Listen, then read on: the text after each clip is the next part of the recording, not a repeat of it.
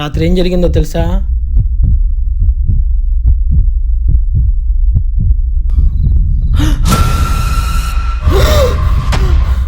నీ భార్య దెయ్యంగా మరి నా ఇంట్లో తిరుగుతుందిరా.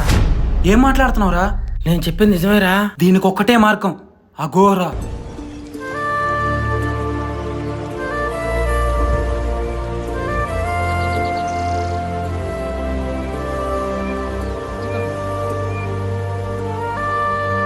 దుర్గా ప్రసాద్, నువ్వు వస్తావని నాకు ముందే తెలుసు.